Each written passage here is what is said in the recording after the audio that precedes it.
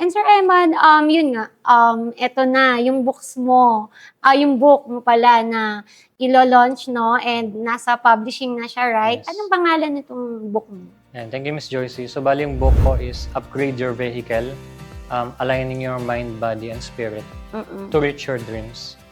So, ayun, maganda siyang book. Actually, paano ko siya na-come up? So, familiar ka ba sa IM Plus Coaching? Yes. Ayun, so umattend kasi ako ng program nila which is Abundance. Batch 8 kami nun. And may shinare si Coach Ras doon na quote from a successful person. So, ang sabi doon, we are all spiritual beings inside a human body experience. Yes. So, parang nakamap ko yung, okay, etong katawan natin, hindi lang siya katawan eh. Vehicle siya. And etong vehicle na to, yung human body natin, ginagamit natin, paano ba natin ma-reach yung goal or yung dream ng spirit natin? Pag spirit, isipin natin, yung spirit fluid. Yeah. Diba? Kayang tumagos yan kahit saan, kaya niyan umakyat Ease and flow. Pero nakasalalay pa rin sa vehicle natin, which is yung human body natin, kung align ba siya doon sa goal na yun. So meron akong story dun sa book, championship race car driver ka, pero yung dinadrive mong kotse is Volkswagen. Diba?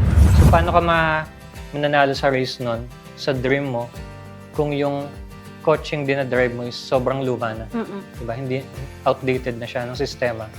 So ganun yung nangyayari, majority, kung i-relate natin siya sa life, na hindi natin in-upgrade yung body natin, hindi tayo nagle-learn, hindi tayo nag-invest sa health natin, para mag-align ngayon yung lahat ng yon sa gusto natin puntahan.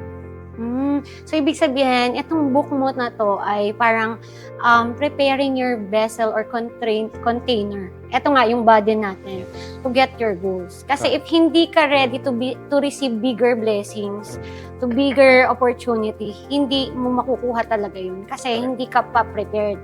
Actually, lahat naman tayo prepared na eh. Kasi nga naisip natin yun. Pero, yung body natin yung hindi prepared. Okay. So, lahat tayo ay prepared pero hindi pa yung ating body. Kaya kailangan is, nabanggit mo kanina, health, tapos nag-grow, and then yung mind, health is kailangan equal siya. Yes. I-upgrade natin. I-upgrade natin. For example, yung mind mo, in-upgrade mo. Nagbasa ka na ng book. Yeah. Yung heart mo, okay. Kasi pinatawad mo na lahat ng may kasalanan sa'yo. Pero yung body mo, hindi naman nagtitake action. Di ba? So, wala rin. Tsaka sakitin. Oh, diba? Diba, So, sakitin. hindi... Mataas nga pangarap mo, sakitin ka naman.